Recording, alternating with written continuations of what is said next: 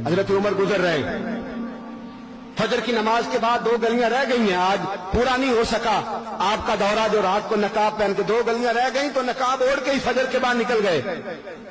एक छप्पर है छोटा सा, एक कुटिया है, झोंपड़ी, बूढ़ी अम्मा बैठी है। उमर फारूक गुजरने लगे, बूढ़ी को परेशान देखा, अम्मा जी इजाजत हो तो अंदर आ जाऊं। बूढ़ी कहने लगी चल दौड़ जा, अपना काम कर, क्यों इजाजत हो? तेरी मेहरबानी अम्मा, आने दो। क्या दौड़ जा? तेरी मेहरबानी अम्मा, गुजारिश है, चलो आ जाओ।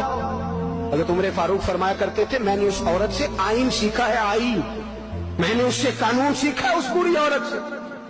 अंदर आ गए उमर फारूक, अम्मा क्या परेशानी है, क्या बात? अम्मा कहने लगी खामद इंतकाल कर गया, औलाद अल्लाह, मैं गरीब हूं, 3 दिन से रोटी नहीं खाई, 25 दिनार का कर्जा चढ़ गया है, मुझे उमर फारूक से बड़ी शिकायत है। उसने मेरा हाल ही नहीं पूछा। हजरत उमर कहते थे मुझे उसने दस्तूर और आइन सिखाया। कहने लगे शिकवा है, उमर आया ही नहीं। हजरत उमर कहने लगे अम्मा, उमर को क्या पता कि तू इस हाल में है।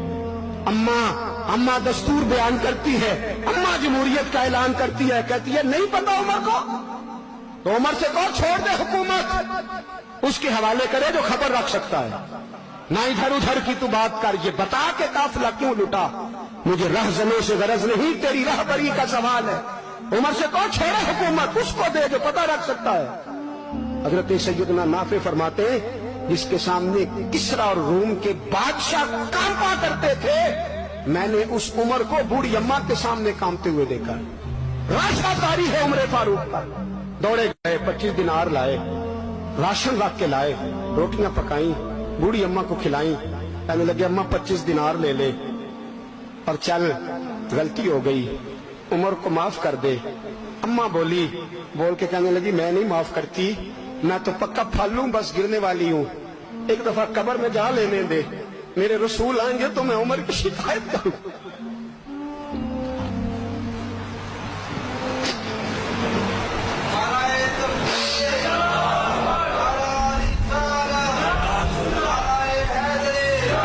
फरमाया मैं शिकायत करूंगी महबूब पाक से और अर्ज करूंगी हुजूर इससे पूछ, इसको निगरान बनाया गया, इसने मुझे बेवा और लवारस की खबर ही नहीं ली। ये है आईन इस्लाम, ये है दस्तूर मुस्तफा करीम सल्लल्लाहु अलैहि वसल्लम।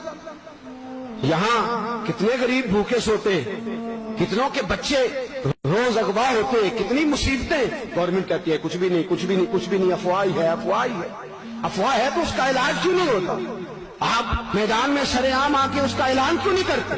जागिए और सुनिए मेरी बात। हजरत सैयदना फारूक आजम ने 25 दिनार दिए, फिर उस अम्मा को खाना दिया।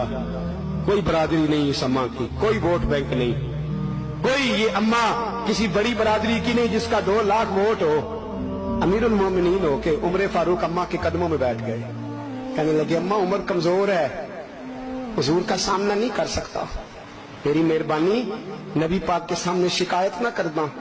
अम्मा कहने लगी चल मैं तेरी खातर माफ कर देती हूँ, जा तू मुझे किसी अच्छी माँ का बेटा लगता है, जा तेरी खातर।